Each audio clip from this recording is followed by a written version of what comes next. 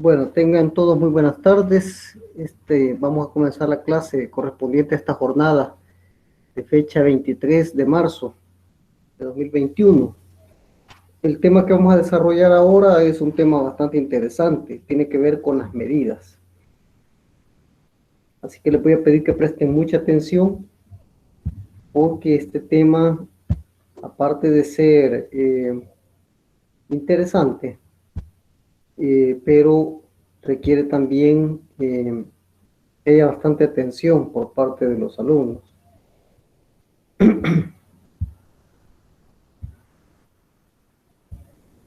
Sí, disculpe, antes de que comience con el tema, Sí.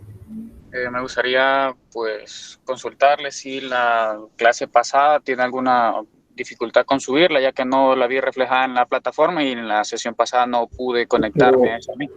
Pero ahí está. La clase anterior, ahí está. Ya la subí yo. Así las he ido subiendo poco a poco. Podrá haber una o dos por ahí que no están subidas, pero las clases, el mismo día que se da la clase, el mismo día la subo. Y ya le voy a verificar para el caso. Quiero ver. La clase anterior fue el día 16. Ahí está la clase. Cabal, en el tablón, día 16 de marzo, el día correspondiente. Y así las he ido colocando. La otra clase está el día... bueno, ahí viene el parcial, un refuerzo que hubo, que ese no se subió. Hubo después el webinar, etcétera. De ahí la clase anterior corresponde al 2 de marzo del 21, ahí está alojada, ¿verdad? Y esta que la subiría ya está en la noche. Sí, en esa misma publicación de... Aló, sí, diga, Mercedes. Sí, perdón, Marcelo. No, perdón, no, entonces la del 14 falta, licenciado, la del martes pasado. Martes 14, ¿el parcial qué día fue?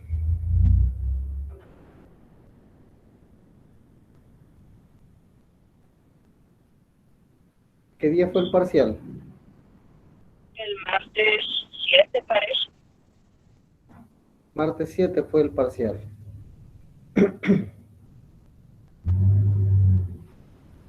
Déjenme ver.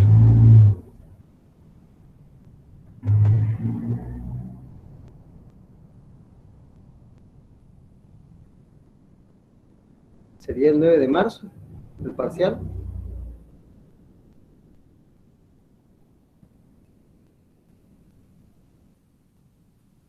El 9 de marzo fue. Quiere decir que nosotros tuvimos un refuerzo el 4 de marzo. Ese no lo subí, el refuerzo no lo subí. Sí, disculpe, licenciado, la del 18 no me aparece, no sé si está 18, publicada. 18 de qué, de marzo. Sí. Vamos a ver.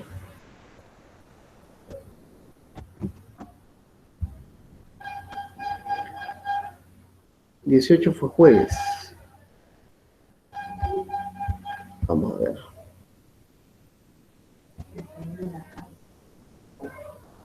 Vaya, si no está subida, la subo ahora. Oiga, 18, porque la del 16 sí me aparece. Oiga. Vamos. Sí, la del 16 está cargada, la del Sí, jueves. vale, la No. del 18 faltaría. Sí, la del 18 y la que dice Mercedes, porque sí, estaba visualizando ahí, no está una de las clases anteriores a estas que Vale. hemos... Sí. Bueno, vamos a iniciar entonces con el tema de ahora, que son las medidas provisionales. Pongan ahí como tema principal medidas. Imagino que algunos están escribiendo o simplemente escuchan la clase. ¿Cómo es la metodología que utilizan ustedes? Escuchamos y escribimos. Algunos, pero no creo que todos. En mi caso, licenciado, cuando estoy Sí. Sí, Mercedes. Ahorita, espérenme. En mi caso sí escucho y escribo, pero ahorita justo, o sea, voy para la casa aquí bajando los chorros, entonces ahorita solo lo voy a escuchar. ¿Quién más? Xiomara. Yo escribo, Lick. Ok. Verónica, ¿o lo escucha? Escucho y escribo, licenciado. Muy bien, entonces hay algunos por lo menos que escuchan y escriben. Los que solo escuchan quiere decir que o se quedan solamente con esa información. José Ángel, lo escucho. Escucho y escribo. A veces cuando no puedo solo escucho. Ok, entonces cuando el que ingresa a la clase solamente escucha y no deja respaldado nada, o se atiene a que va a ir a escuchar nuevamente el audio y de ahí sacar apuntes, si es que saca los apuntes, pues está bien, pero si solamente se queda en audio en la clase, difícilmente va a poder tener algún sustento para estudiar, para repasar, y por lo tanto va a haber allí un poquito de problemas. Yo lo que les recomiendo es que siempre saquen apuntes de las clases. Sí, licenciado, bueno, por mi parte, como se me dificulta un poco escuchar la clase completa o al menos escribir en la comodidad de la casa, por eso solicitaba la clase pasada, porque pues, me doy el tiempo para en la noche de escucharla y sacarla. La ventaja es que ustedes tienen ahí 2 artículos referidos a la clase. Si no los han revisado, igual, ¿verdad? Sí, claro, sobre el principio de interés superior, si no me equivoco, ¿verdad? Sí, y el otro es de protección integral. Sí, eso sí. ¿Quería decir algo, Crisia? Sí, Lick, igual yo no tengo la oportunidad de escuchar la clase completa y pues sí, por eso me respaldo con la grabación.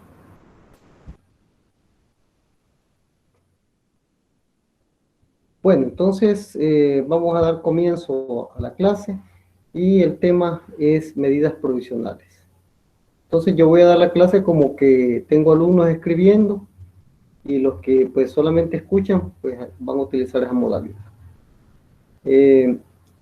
Las medidas, el problema que tiene la Ley Penal Juvenil es que le ha denominado medidas a 2 rubros diferentes, como son medidas cautelares y medidas sancionatorias. A ambas les llama medidas. A ambas están reguladas en el mismo texto. Hay veces no se logra distinguir qué es qué, cuál es cuál, y por consiguiente eso genera un grado de confusión. Entonces, cuando hablamos medidas, en términos generales nos estamos refiriendo a medidas provisionales y a medidas definitivas. La clave aquí está en saber entender qué son las medidas provisionales y qué son las medidas definitivas. Esa es, digamos, la esencia de la distinción. Las medidas provisionales y las medidas definitivas. ¿Qué son las medidas provisionales? Bueno, las medidas provisionales son medidas cautelares, mientras que las medidas definitivas son sancionatorias. ¿Captan la diferencia?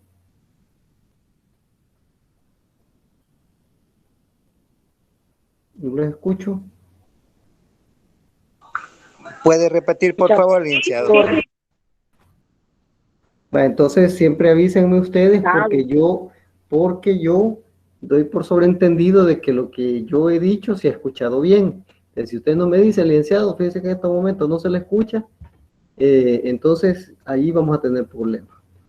Entonces decía, que el problema que tiene la ley penal juvenil es que desarrolla el tema de las medidas de forma generalizada y hay que saber hacer la distinción entre medidas provisionales. ¿Aló? ¿Quién decía algo ahí?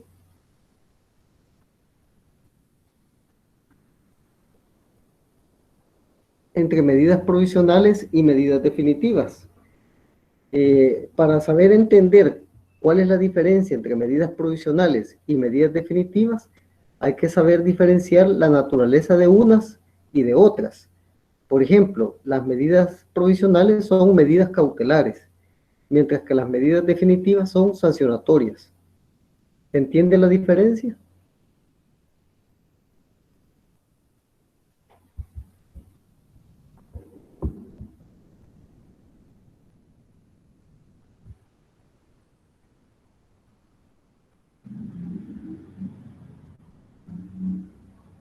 ¿Sí? ¿No?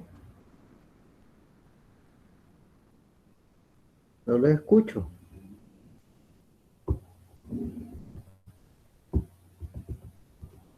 Sí, Lick. Ok, entonces, si las medidas provisionales son cautelares y las medidas definitivas son sancionatorias, entonces hay que abordarlas cada una según ese orden. Vamos a ver primeramente las medidas provisionales. Anoten ahí, definición de medidas provisionales.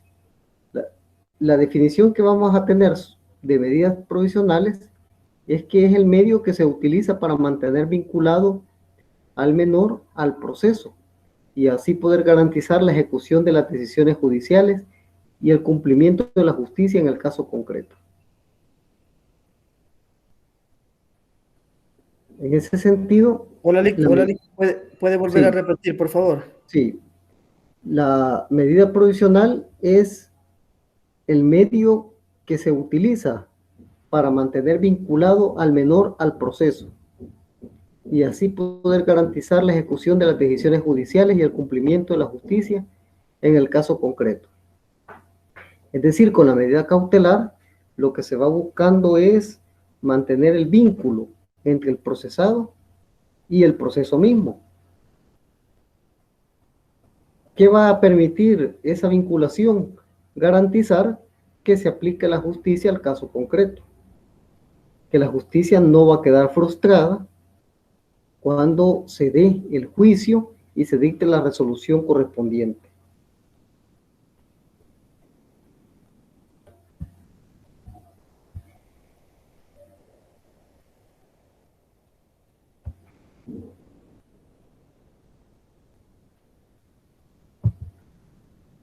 Veamos qué características tienen las medidas provisionales.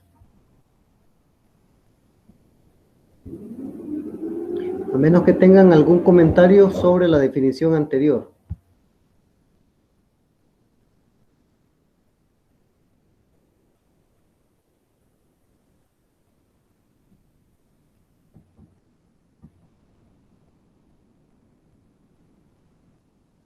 Bien.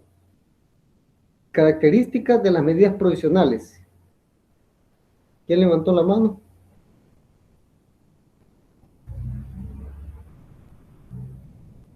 Características de las medidas provisionales. A. La provisionalidad. Es decir, las medidas provisionales tienen un carácter limitado en su tiempo y clase de medida. ¿Por qué tienen un carácter limitado en el tiempo?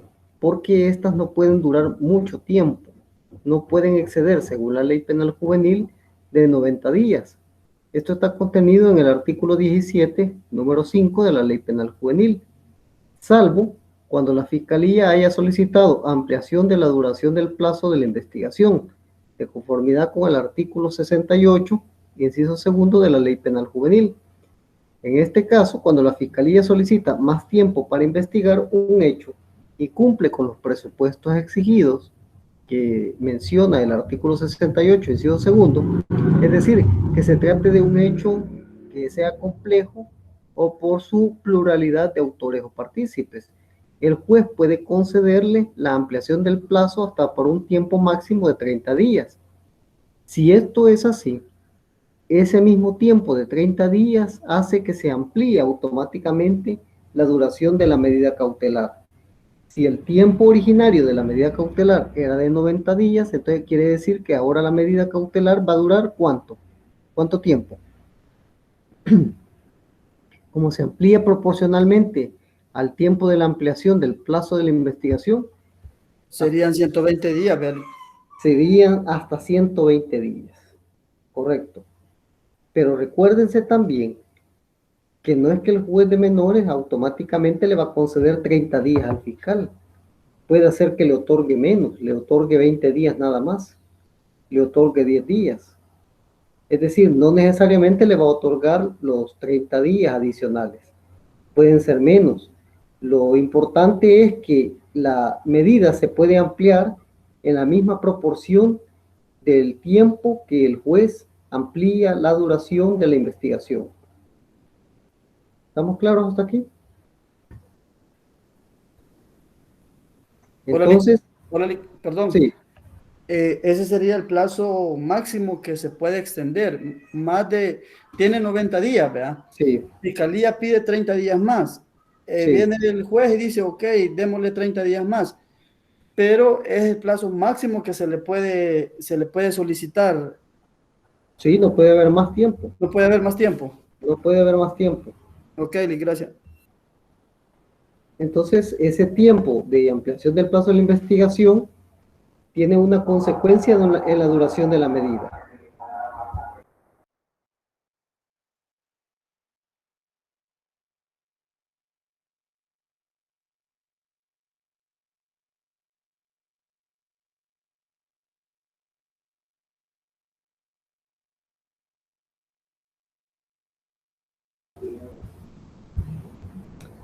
Vamos a una segunda.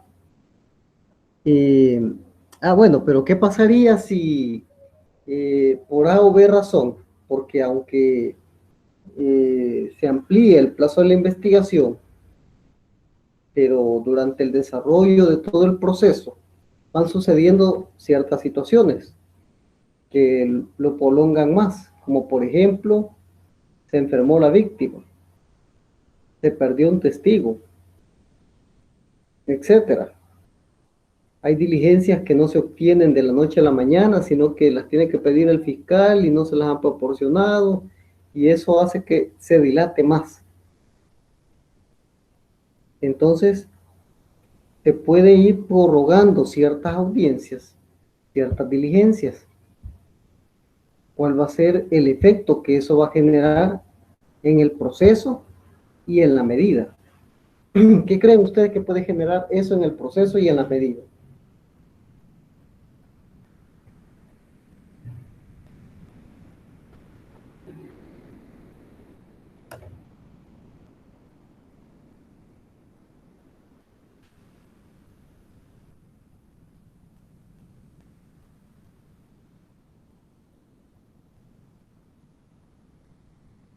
¿Puede volver a repetir la pregunta si es tan amable, Lick?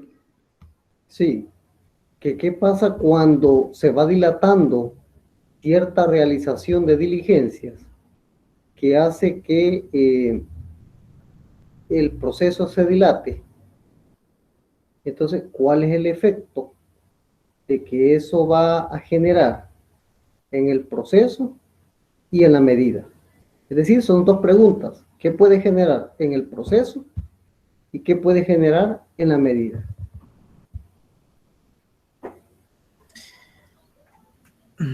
Creería yo que en el proceso sería una violación al principio de la economía procesal, y en la medida entendería yo que si se le ha puesto la de internamiento se podría correr con un habeas corpus para la liberación si se están extendiendo los plazos más de lo que la ley permite. Pero supongamos que no tiene pensado presentar un habeas corpus, porque el juez es consciente de lo que sucede y usted no va a necesitar de un habeas corpus. Estoy hablando nada más de cuáles son los efectos que acarrea procesalmente de el exceso de duración del proceso y del exceso de duración de la medida. En el proceso, ¿qué creen ustedes que puede pasar? Ya usted dijo que uno de los efectos es una violación al principio de economía procesal. Ahora, esta violación al principio de economía procesal tendrá consecuencias de alguna sanción procesal. Cuando hablo de sanción procesal, ustedes saben a qué me refiero.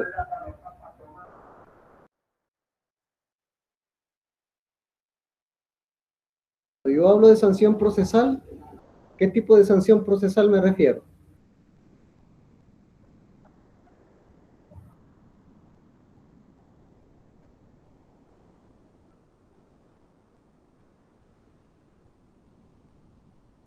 Se me ocurre la condena en costas, si es la parte la que está provocando el retardo del proceso.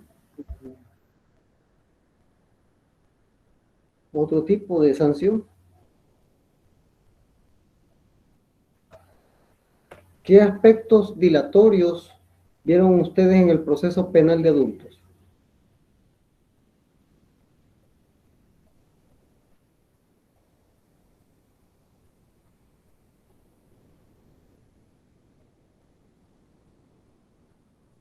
Al comienzo de nuestro curso dijimos que íbamos a ver derecho penal y derecho procesal penal. Si ustedes, como ya llevaron derecho penal y derecho procesal penal, se trata de aquí venir a aplicar esos conocimientos.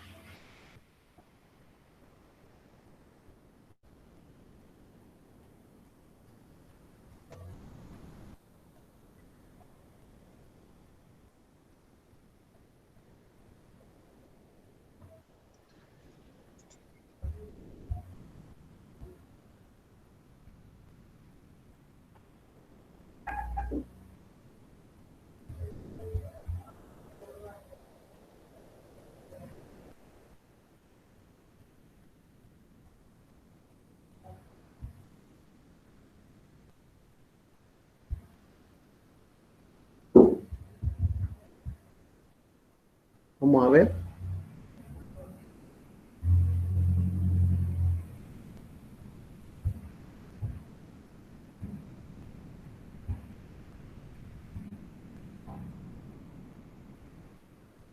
Para el caso de la medida, según estoy leyendo por aquí, dice que cesarán de pleno derecho los efectos de la medida al haber sobrepasado los 90 días o la extensión que se dé.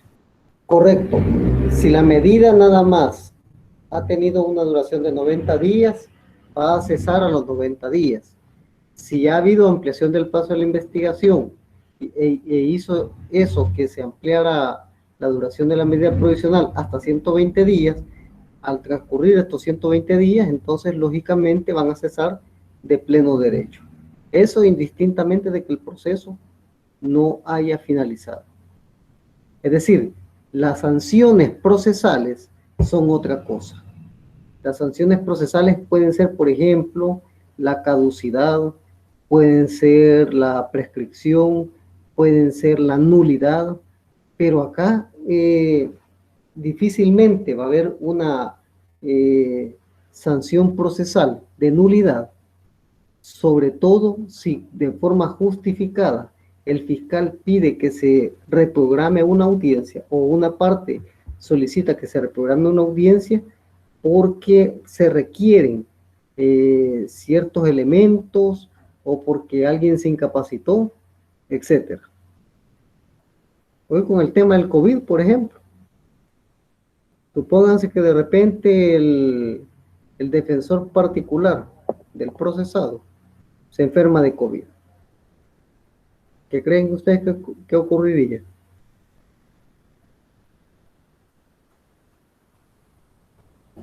Ahí se dilata el tiempo, licenciado, para la audiencia. Pues sí, pero ¿qué es lo que ocurriría? ¿Qué tendría que hacer el juez? ¿Ordenar la liberación del detenido?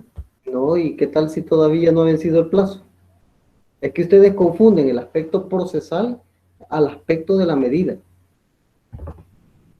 Tienen que separar las dos cosas, la medida y el proceso. Uno va a terminar posiblemente antes que el otro, pero no deben de confundirlo.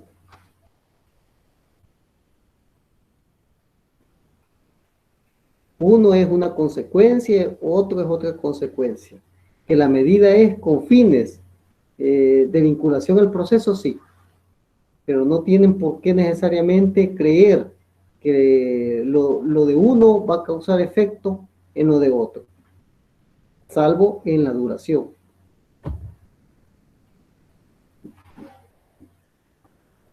Es decir, una cosa es una sanción del proceso y otra cosa es una sanción de la duración de la medida.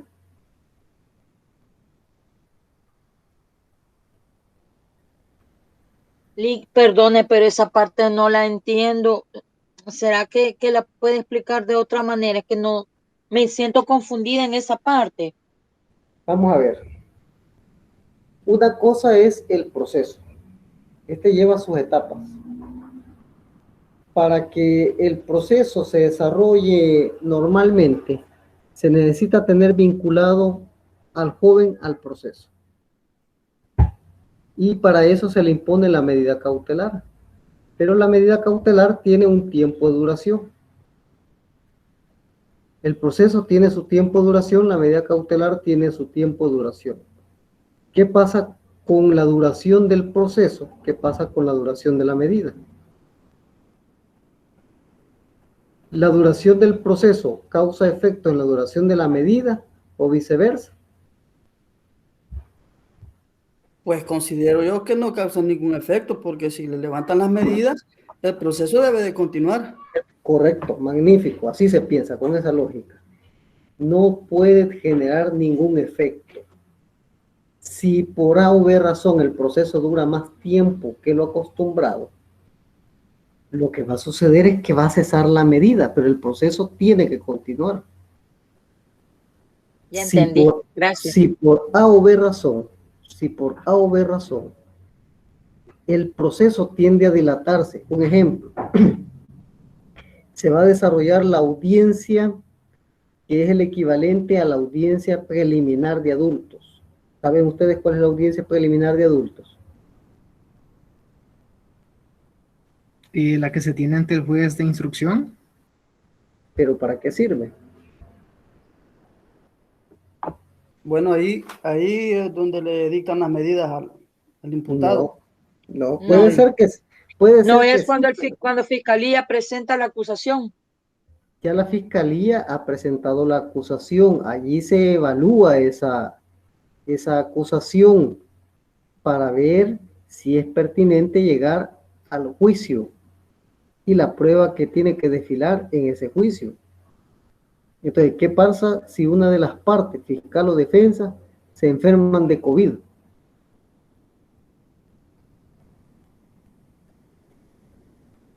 Al nomás entrar a las instalaciones del centro judicial, le detectan que va con temperatura. Le toman ahí algún elemento para que pueda determinarse y tiene COVID. ¿Qué hay que hacer?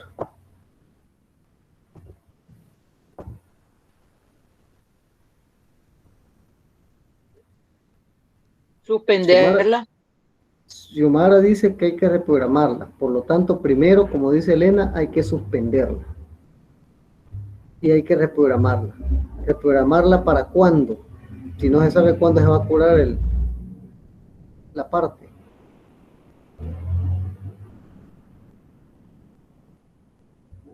Si es el defensor, imagínense. Si es el fiscal, no habría problema, porque le pediría a la fiscalía que nombre otro fiscal.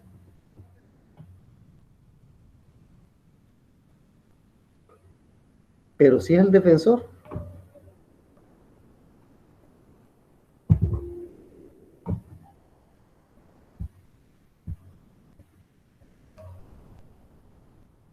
hay que reprogramarla para tal fecha y a ver si ya para ese tiempo está curado el defensor. Sí. Y la reprogramación, si en caso fuera COVID, los médicos establecen que son 15 días, parece, o 19 días, no estoy segura. ¿Ese plazo tendría que dar el juez o no? Muy probablemente va a dar ese plazo. Y si no va a ordenar que le nombre un defensor público o que nombre otro defensor particular. Pero solo con esa diferencia de 19, 20 días, el proceso se estaría prolongando tremendamente. Y muy posiblemente la medida vaya a cesar de pleno derecho. Pero no por ello el proceso se va a archivar, se va a cesar, va a caducar, etc. Por eso es que la duración de la medida es un aspecto diferente a la duración del proceso. ¿Entendido?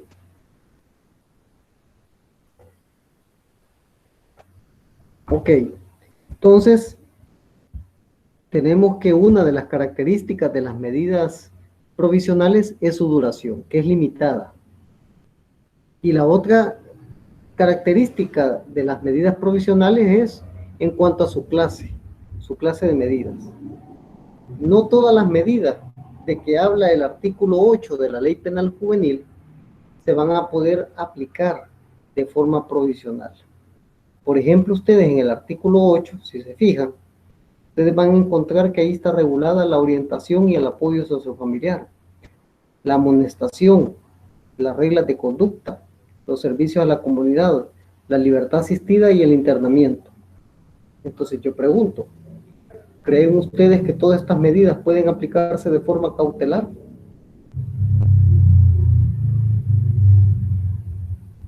En primer lugar, hay que volver a hacernos la pregunta, ¿qué es una medida cautelar? Ahora yo les pregunto a ustedes, ¿qué es una medida cautelar?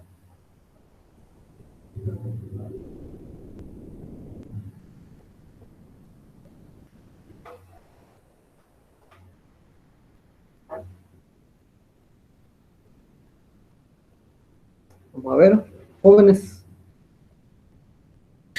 Y es un mecanismo procesal que se utiliza para asegurar el resultado del proceso. Sí, ¿cómo se asegura ese resultado del proceso? A través de cumplir con para interponer las medidas cautelares deben cumplirse los dos presupuestos. A través de resoluciones judiciales. No. ¿Cómo se va a garantizar las resultas del proceso? Con las medidas cautelares. ¿Pero a quién se le va a aplicar la medida cautelar? Al detenido, en ese caso. Al procesado. Entonces, si la medida provisional es una medida cautelar para mantener vinculado al proceso, quiere decir que las medidas que están en el artículo 8 tienen que tener esa característica de servir de vínculo al proceso.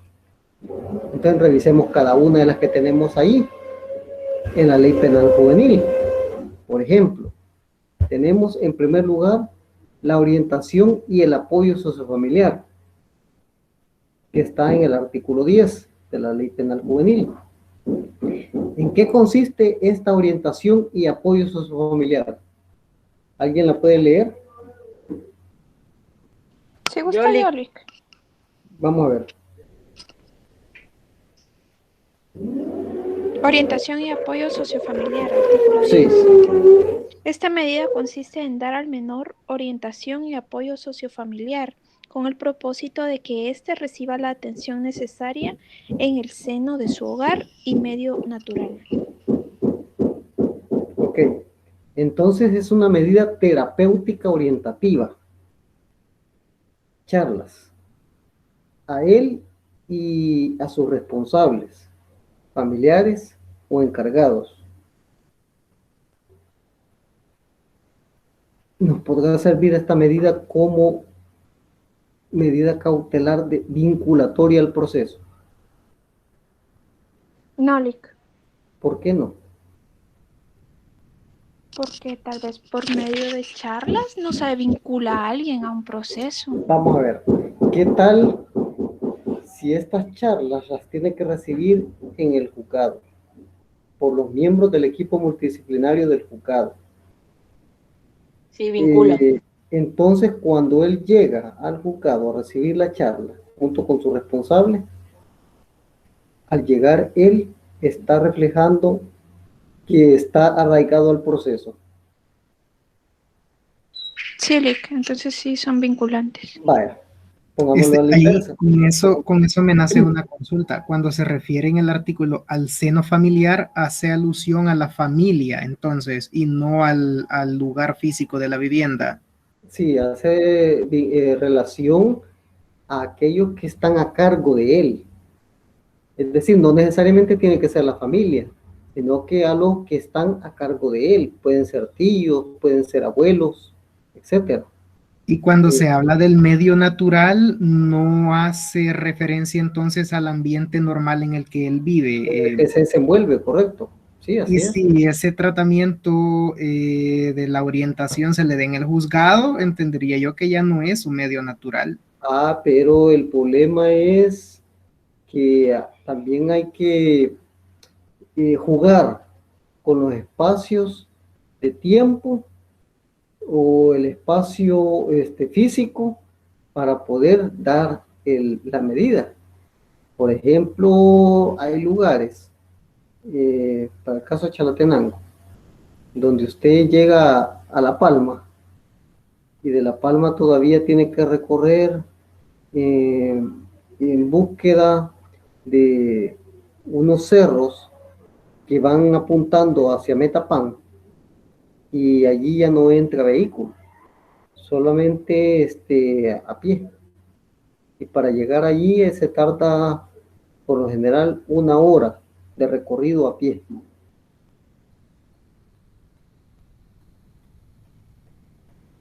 Entonces yo no digo que el equipo multidisciplinario no se pueda trasladar, pero imagínense que el equipo multidisciplinario está compuesto por una educadora que cuenta con 60 años o 55 años.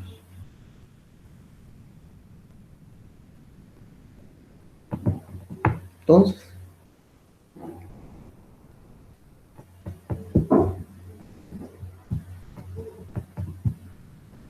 ¿cómo le hacemos?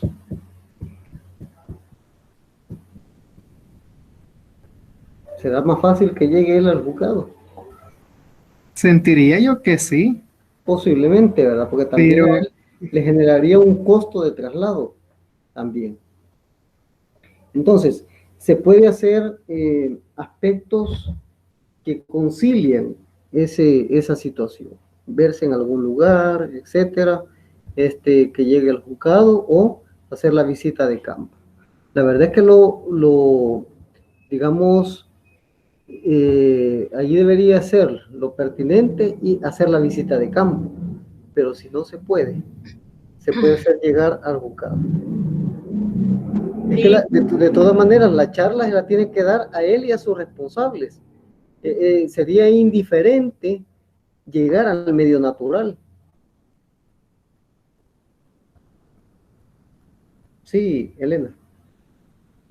¿Y quién sería el encargado de dar esa charla? El equipo multidisciplinario del juzgado. Ah, ok.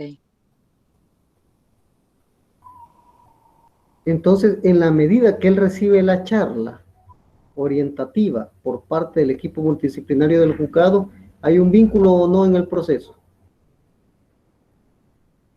Sí, sí lo hay. Puede haberlo. Y cuando llega el equipo multidisciplinario al lugar a hacer la visita de campo y no lo encuentran a los padres y le dicen, pero mire, porque ellos establecen la fecha de llegada y la hora de llegada, el equipo multidisciplinario. ¿Qué tal si a la hora de llegada el joven no está? El joven no se quiso quedar, se fue a vagar, se fue a hacer otra cosa. ¿Qué está reflejando ahí?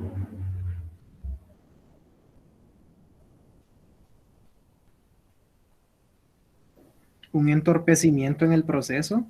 Que quiere evadir el proceso, que no se quiere mantener vinculado a través de la medida. ¿Ya? Bueno, la amonestación. ¿Qué es la amonestación? Artículo 11. Lick, disculpe, ahorita estamos viendo las clases de medidas. Sí.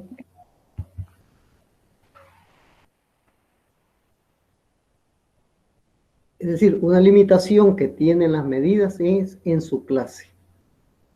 No todas las medidas que están en la Ley Penal Juvenil, dije, pueden ser utilizadas como medidas provisionales.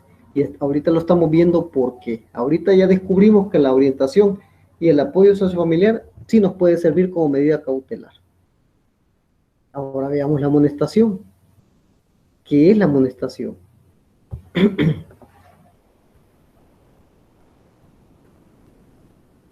La amonestación ¿Sí? es la llamada de atención que el juez hace oralmente al menor.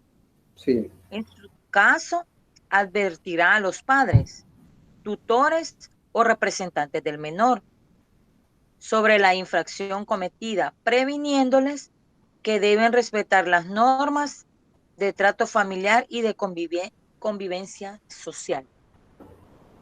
Muy bien. Entonces, quiere decir que la amonestación es un llamado de atención.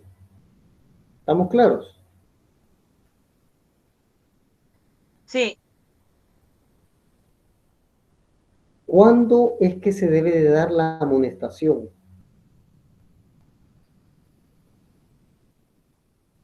¿Por qué se debe de dar la amonestación? Les pregunto. Cuando se le aplican las medidas. Sí, yo sé que cuando se aplican las medidas, pero ¿por qué se debe de dar la amonestación? ¿A quién se le llama la atención? Vaya, pongámoslo en la vida cotidiana. Cuando ustedes le llaman la atención a alguien, ¿por qué es? Porque se ha equivocado. Porque ha cometido una falta. ¿Sí o no? Sí. Ok. Pero ya ustedes comprobaron que esa falta ha sido cometida, ¿sí o no? Entonces prácticamente lo están sancionando para que no lo vuelva a hacer.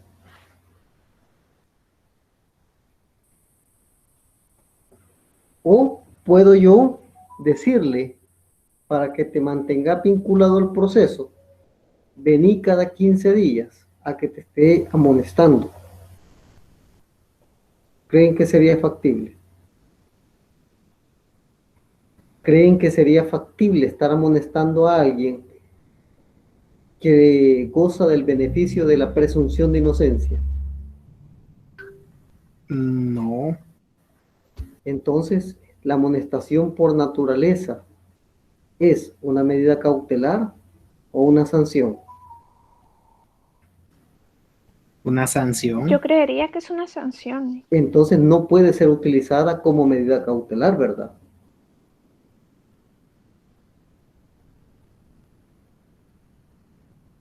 ¿Sí o no? ¿Puede la amonestación ser utilizada como medida cautelar? No. Muy bien, veamos el artículo 9 de la Ley Penal Juvenil. Finalidad y aplicación Sí. y forma de aplicación. Sí. Las medidas señaladas en el artículo anterior deben tener una finalidad primordialmente educativa y se complementarán, en su caso, con la intervención de la familia y el apoyo de los especialistas que el juez determine. Inciso 2. La aplicación de las medidas será ordenada en forma provisional o definitiva y podrán ser suspendidas, revocadas o sustitutivas por otras. Sí. Previa consulta, en su caso, de las personas encargadas de dar apoyo al menor durante el cumplimiento de la medida. Inciso 3. El juez podrá ordenar la aplicación de las medidas previstas en esta ley en forma simultánea, sucesiva o alternativa. Inciso último, cuando el menor careciere de familia o Hasta ahí ésta no nomás. le garantizare su formación integral, se informará esta circunstancia al Instituto Salvadoreño de Protección al Menor. Ok. Regresémonos a la parte donde dicen que las medidas podrán ser utilizadas de forma provisional y definitiva. ¿A dónde lo dice? En el inciso 2. Vamos a ver, repita ese inciso 2. La aplicación de las medidas será ordenada en forma provisional o definitiva y Ok, podrán hasta ahí ser... nomás, hasta ahí nomás. Okay. Entonces, cuando dice que las medidas, ¿cuáles medidas? ¿Cuáles medidas? Provisional o definitiva. No. ¿Cuáles medidas? La del artículo 8. Las del artículo Las que 8. están en el artículo 8. Esas medidas pueden ser aplicadas, ¿cómo? Vamos a ver cómo pueden ser aplicadas. De forma provisional y de forma... definitiva. O definitiva. Entonces, como dice, esas medidas pueden ser aplicables de forma provisional o definitiva, nos está dando a entender que toda la gama de medidas que están ahí pueden ser aplicables de forma provisional o definitiva. ¿Es cierto eso?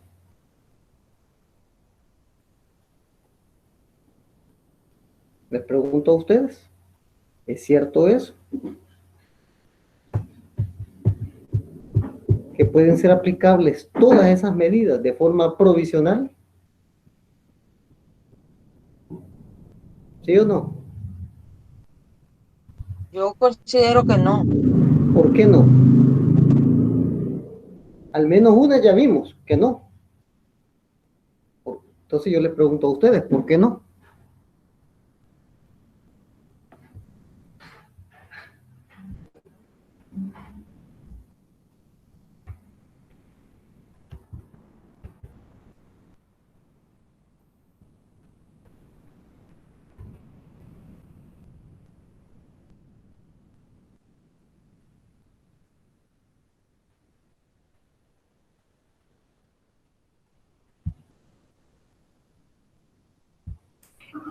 Lick, ¿me escucha? Sí.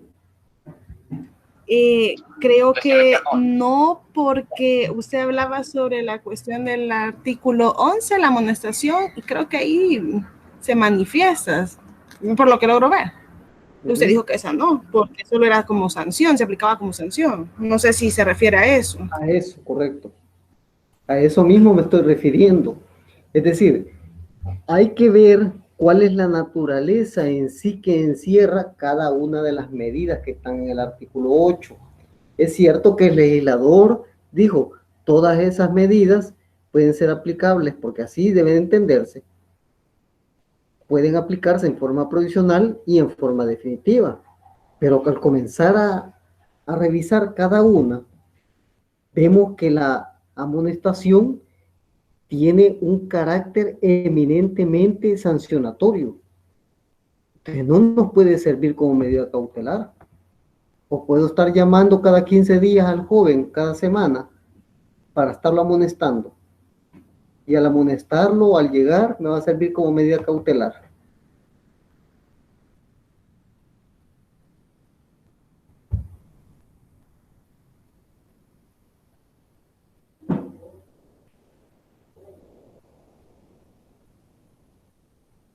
Pues sí, pregunto.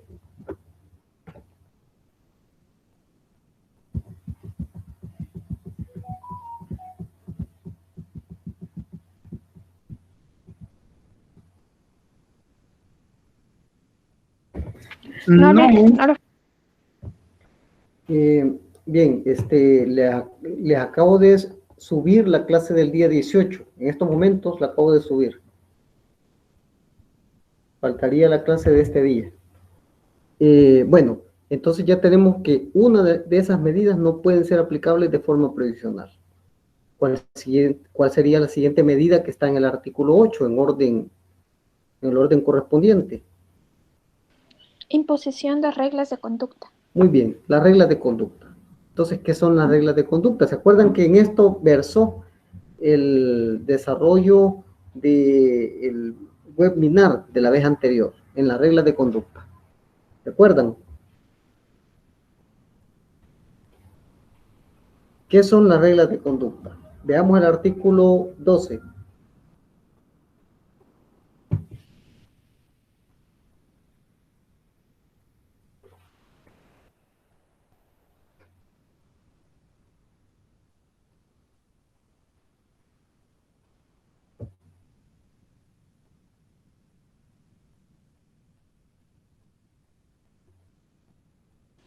Artículo 12. Imposición de reglas de conducta. La imposición de reglas de conducta consiste en la determinación de obligaciones y prohibiciones que el juez ordena al menor, tales como... Hasta ahí nomás. ¿Escucharon esa palabra tales como?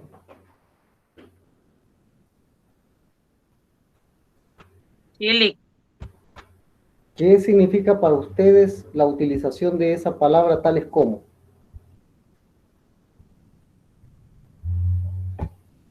¿Qué significa? La utilización de esa palabra tales como. que existen más. Que pueden ser aplicables otras, que las que están ahí nada más son una parte. Entonces, en las que están contenidas en la Ley Penal Juvenil, en el artículo 12, tenemos, por ejemplo, aspectos de carácter educativo, de aprendizaje de oficio. ¿Qué más? ¿Qué más tiene ahí el artículo 12?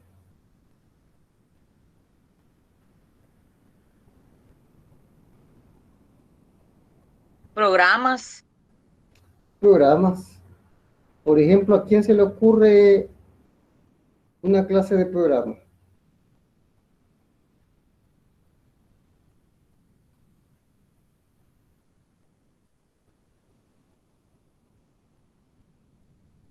Hay unos que les enseñan panadería, carpintería. Puede ser, ¿verdad? Está bien. ¿Qué otra cosa?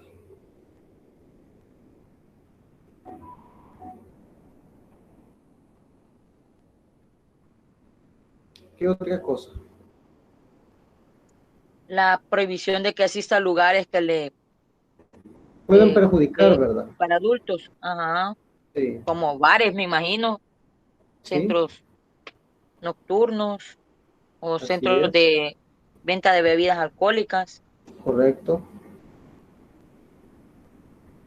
Es decir, lugares reservados para personas adultas. casinos. Correcto. Muy bien. La prohibición del consumo de bebidas embriagantes, estupefacientes, etcétera, que le produzcan adicción o acostumbramiento, perjudiciales para su salud. Pero luego pueden haber otra serie de reglas de conducta que se pueden imponer, como por ejemplo la restricción de acercamiento a la víctima. ¿Creen que se puede hacer eso? Ahí no está contenido.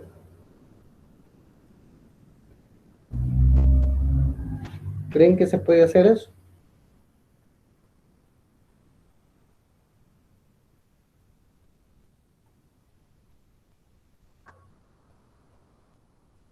Yo siento que sí, Sí, claro que sí. no hay ningún inconveniente. Una prohibición, así es, correcto.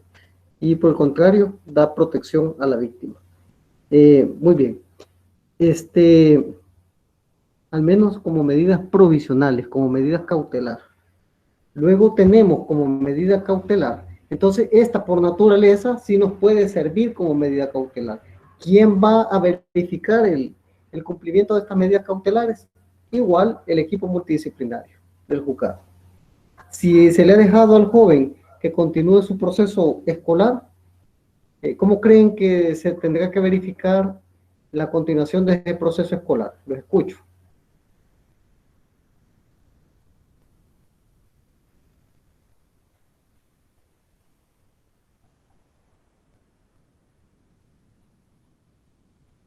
Escucho opiniones.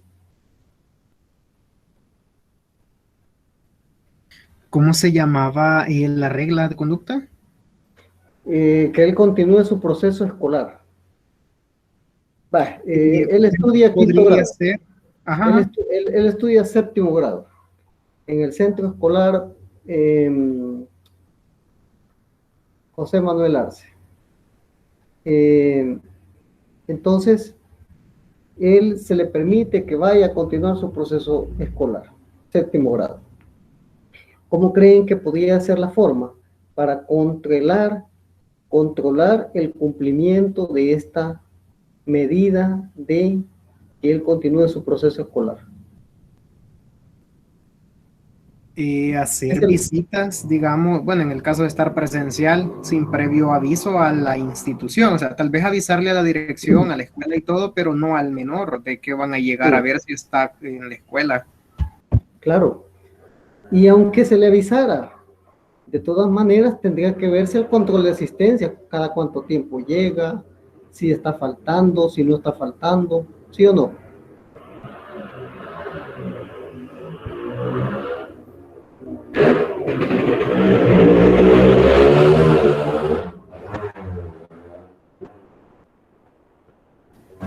Sí. Muy bien.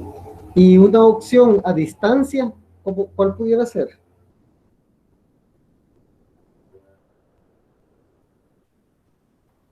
Hoy que estamos en tiempo de distanciamiento social. Que firme cada mes, no sé. No, estamos hablando del proceso de de escolarización. Perdón. Que de parte del juzgado se pudiera tener acceso al aula virtual del menor, no sé, revisar. Digamos que no fuera ese el caso, sino que se pudiera tener contacto con el profesor vía telefónica y que éste rinda informe respecto de la situación del joven. ¿Ya? La otra es de que el joven haga llegar las capturas de imágenes cuando está recibiendo clases o de tareas que está efectuando. ¿Ya? Ok. Sí. Muy bien. En el caso de que éste está laborando, ¿cómo pudiera hacerse el control? Constancia de trabajo, etcétera. Visita de campo al lugar de trabajo, etcétera. Bien, vayamos con otro tipo de medida, que es los servicios a la comunidad. Veamos el artículo 13, alguien que lo lea.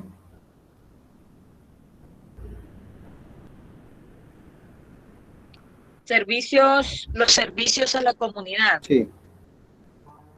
Son tareas de interés general que el menor debe realizar en forma gratuita. Las tareas a que se refiere la presente disposición deberán asignarse en lugares o establecimientos públicos o en ejecución de programas comunitarios que no impliquen riesgo o peligro para el menor, ni menoscabo a su dignidad, durante horas que no interfieran con su asistencia a la escuela o a su jornada de trabajo. Muy bien. Supongamos que, por ejemplo, se remite a una alcaldía municipal para que colabore con el ornato.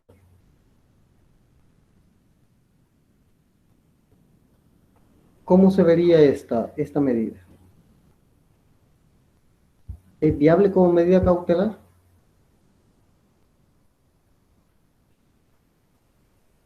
Sí, licenciado, es viable.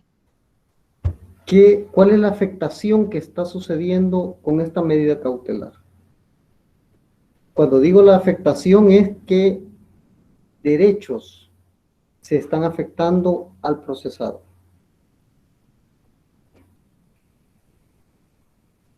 ¿Al goce de un salario? Al goce de un salario. ¿Hay una situación sancionatoria anticipada ahí? Sí, sí la hay. Aquí entran en juego varios derechos. Por ejemplo, la autodeterminación a qué hacer con su tiempo libre. Pero ese derecho de autodeterminación no habría problema, porque en las medidas restrictivas a la libertad entra en juego la autodeterminación. Por lo tanto, no le veo problema. A lo que yo le veo problema es al carácter de trabajo, al acceso a un trabajo libre y sin remuneración. Me da la ¿Y en impresión... esclavitud? No, tampoco no lo veamos así. Sino que yo lo veo más relacionado ya con un carácter sancionatorio. Porque estamos hablando de que tiene que efectuar un trabajo y que ese trabajo no va a ser remunerado. Entonces, si tiene un carácter ya de sanción, para mí, desde el punto de vista, no podría ser aplicable como medida cautelar.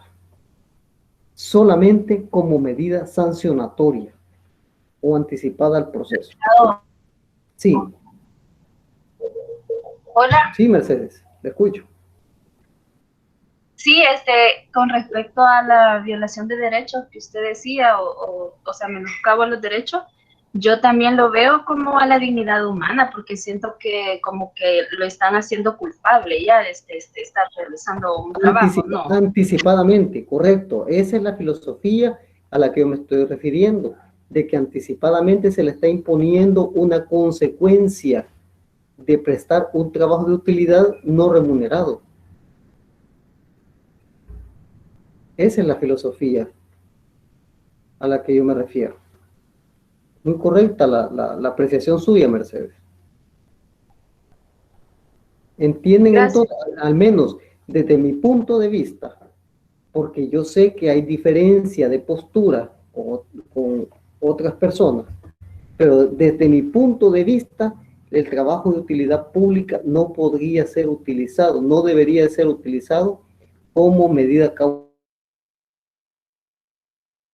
sancionatoria.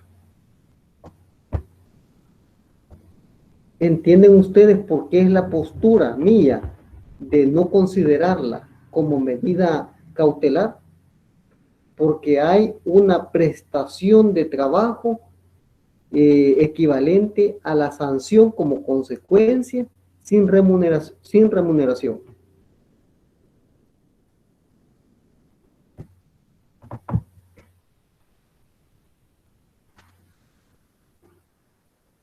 ¿Les queda clara la postura?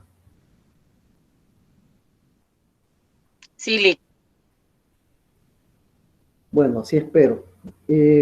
Veamos la siguiente medida. Xiomara. Licenciado, disculpe respecto a la imposición de reglas de conducta. Así es. ¿Qué dijo que era? Las reglas de conducta son una medida, puede servir como medida cautelar. Dijo que era provisional. Puede ser provisional, sí. Gracias. Así es. Veamos la siguiente, que es la libertad asistida. Artículo 14. Léala a alguien, por favor.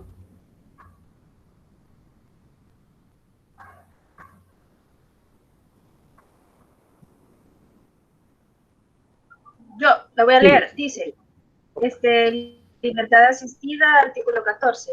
Esta medida consiste en otorgar la libertad al menor, obligándose a cumplir programas educativos, a recibir la orientación y el seguimiento del tribunal, con la asistencia de especialistas y personas con conocimientos o actitudes en el tratamiento del menor, y se fijará por un plazo mínimo de 6 meses. El problema de la redacción que encontramos ahí es que cuando la ley dice de que no podrá implementarse por un plazo mínimo de 6 meses, significa que se está pensando en la medida definitiva y no en la medida provisional. La libertad asistida puede funcionar como medida provisional, pero desde el punto de vista de que el joven se esté presentando nada más al juzgado a hacer acto de presencia.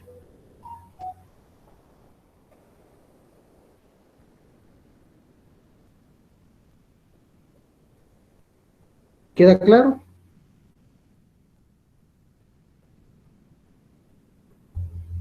¿Aló? ¿Les queda claro? Bien, pasemos a la siguiente entonces. Pasemos al internamiento. El internamiento es el encierro. Es mandar a alguien a un centro de internamiento.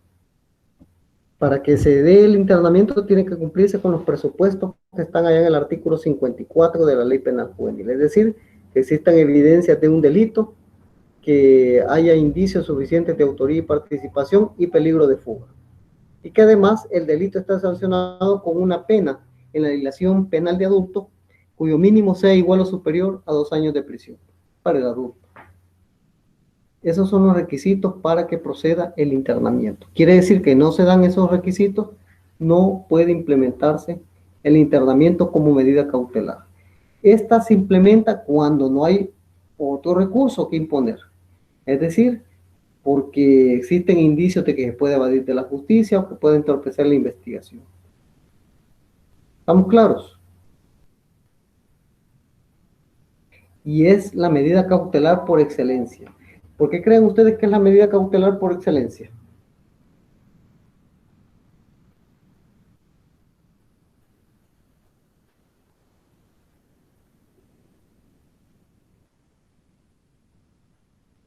Yo creo que porque obligatoriamente está vinculando al procesado, al proceso obviamente, y está garantizando la efectividad del mismo, porque ahí lo tienen a él. Es la medida cautelar por excelencia porque ya se sabe dónde lo tenemos guardado. Ya se sabe a dónde hay lo traer para las audiencias. No hay que estar esperando, va a llegar, no va a llegar, va a venir a la audiencia, no va a venir. No, ya se sabe a dónde irlo a sacar. Y se lleva al juzgado a la audiencia.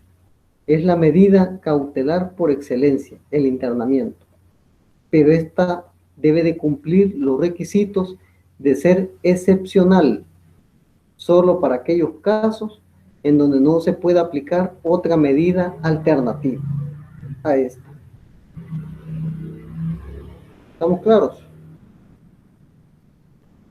Sí.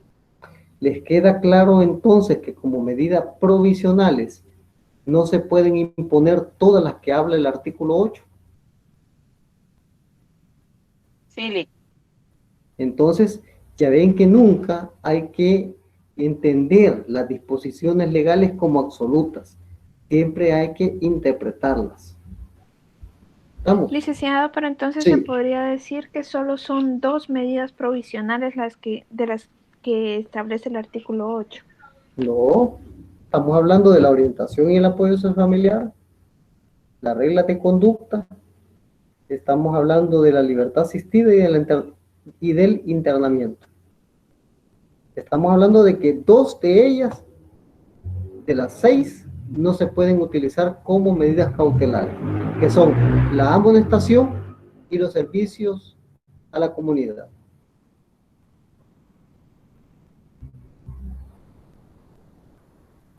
Lic, pero si en la parte de la libertad asistida se habla de que se fijará por un plazo mínimo de 6 meses y el proceso puede durar entonces más de esos 6 meses. No, por eso hacía la aclaración hace un momento, de que la redacción del artículo, ¿qué fue lo que dije al principio de las medidas?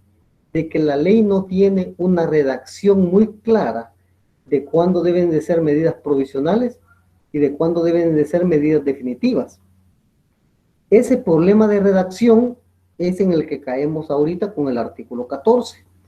Cuando nos dice de que no puede durar menos de 6 meses la medida de libertad asistida, es lógico que se está refiriendo a la medida de libertad asistida, pero cuando se aplica de forma definitiva. Porque de forma provisional Es absurdo que el proceso vaya a durar menos de 6 meses. El proceso penal juvenil lo más que dura son 3 meses o 4 en lo absurdo. ¿Estamos? Sí. Es de hacer una interpretación en cada caso.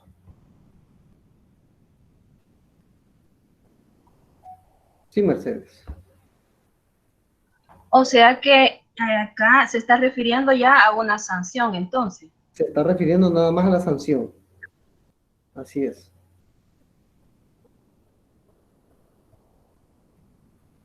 Muy bien. Pasemos a otro subtema, como es otra característica que tiene la medida. La primera característica que tiene la medida es su temporalidad y duración. La segunda característica es que es instrumental. La medida es instrumental. ¿Por qué instrumental la medida? Porque tiene una utilidad. Hace posible que se realice el juicio, evitando la fuga y evitando el entorpecimiento de la investigación. Y posibilita que se ejecute al final la decisión judicial. ¿Estamos claros?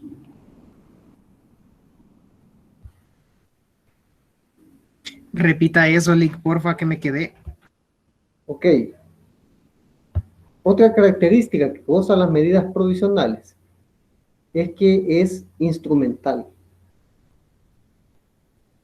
Es decir, tiene una utilidad porque hace posible que se realice el juicio, evita la fuga, evita el entorpecimiento de la investigación y posibilita que se ejecute al final la decisión judicial.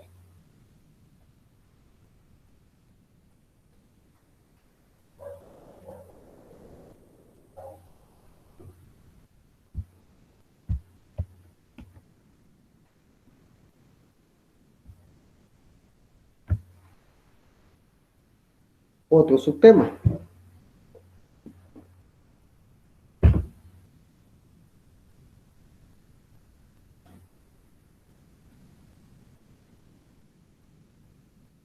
Y con estos requisitos voy a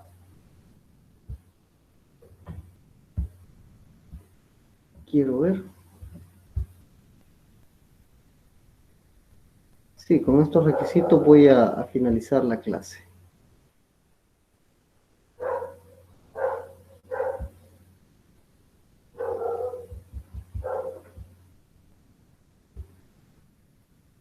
Vamos a ver, requisitos de las medidas.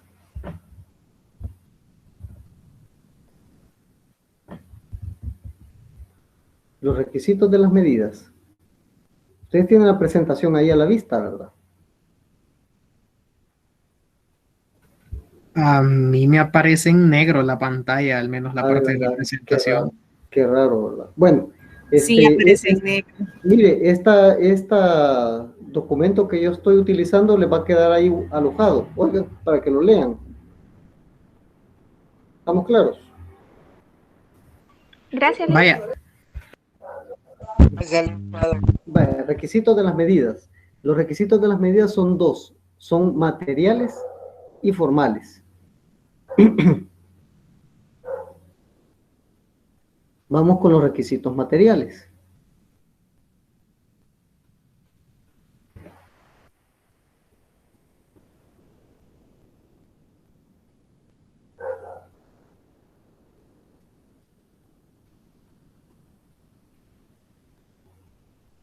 Los requisitos materiales son la apariencia de buen derecho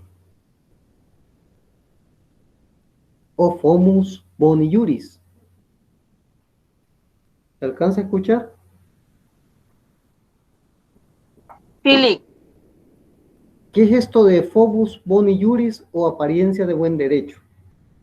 constituye la existencia del hecho, los indicios de autoría o participación del menor en ese hecho y aspecto de la penalidad, es decir, se trata de delitos leves o graves, sirve para la clase de medida. Cuando ante un hecho que se comete o ante el que estamos presentes, ustedes denotan que estamos ante la posible existencia de un hecho, que existen indicios de la posible autoría y participación de ese menor en ese hecho y que el hecho tiene una sanción cuyo mínimo es igual o superior a 2 años de prisión, a eso se le llama apariencia de buen derecho. ¿Por qué se le llama apariencia de buen derecho? Porque nos da la apariencia de que con ese caso podemos llegar hasta un juicio.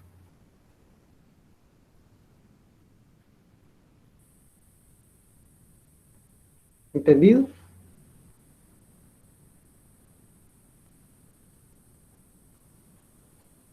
Y el siguiente presupuesto es el de los indicios o evidencias de evasión de la justicia o de entorpecimiento de la investigación, el cual se menciona como periculum in mora. Este es el que nos sirve, este último, para la medida privativa de libertad.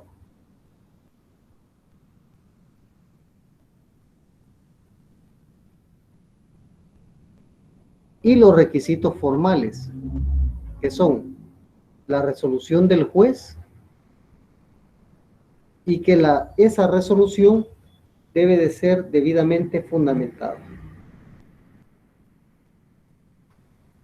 Es decir, no baste a que conste por escrito, sino que... Por toda esa última parte, licenciado, disculpe. Sí, requisitos formales, que debe de ser a través de una resolución del juez y que esa resolución debe de ser fundamentada.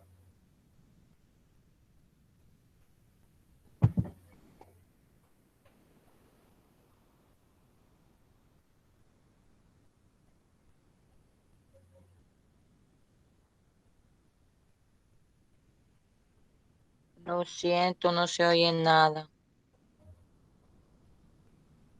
Que la resolución debe ser por escrito y que debe de ser fundamentada. Punto. ¿Estamos hasta ahí? Sí, ok. Voy a poner un caso. Anótenlo y me lo traen resuelto.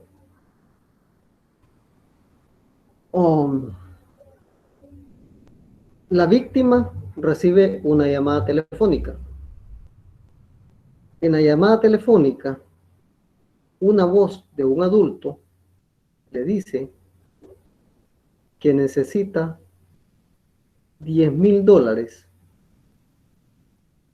para finales de este mes, a cambio de no hacerle daño a él ni a nadie de su familia.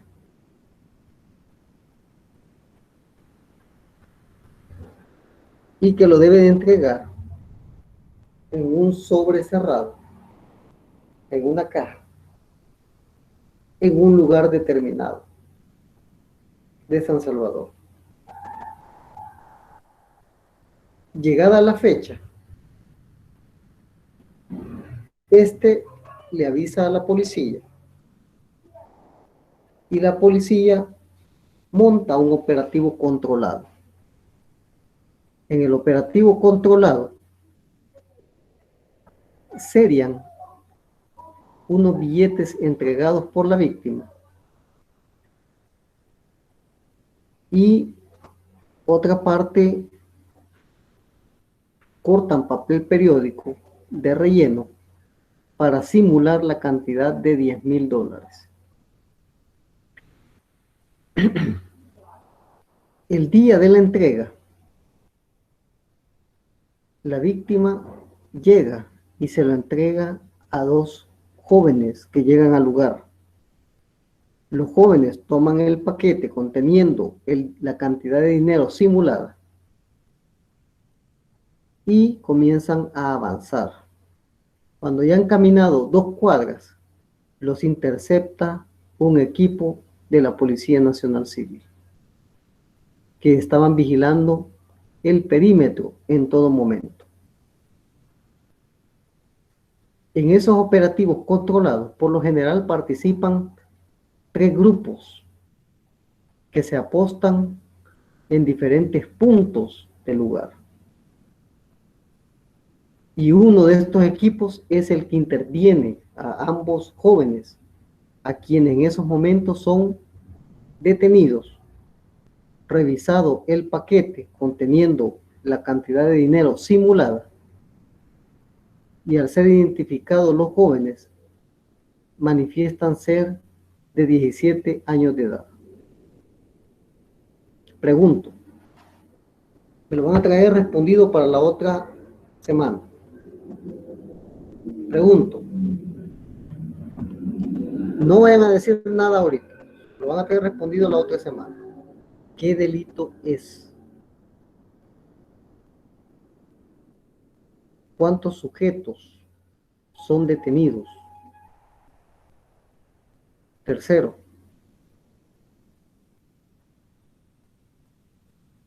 ¿cuál sería, o a qué proceso, mejor dicho, serían remitidos?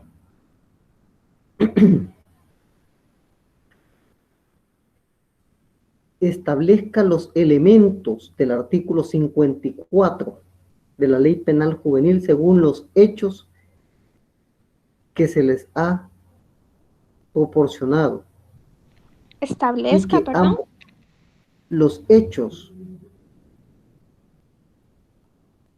No, establezca los elementos del artículo 54 conforme a los hechos que se les han proporcionado.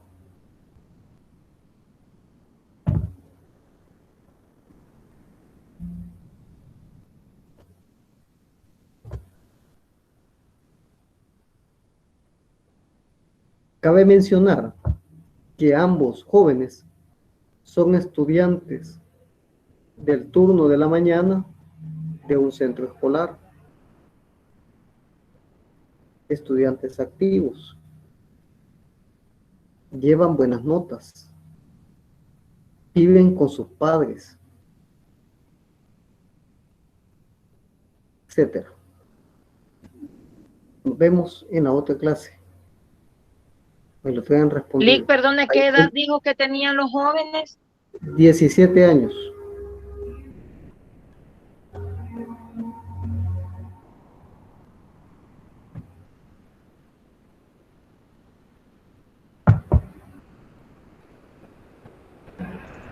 ¿Eso de modo individual, licenciado? Sí, de modo individual, lo pueden hacer colectivo. Lo importante es que lo vamos a discutir en clases. Ah, perfecto, perfecto. Ok. Nos vemos entonces en la siguiente clase. ¿Cuándo va a subir esta clase? Hoy mismo en la noche. Ok, gracias. Bueno, nos vemos entonces. Buenas noches, Lick. Buenas noches, Lick. Adiós. Adiós, cuídense.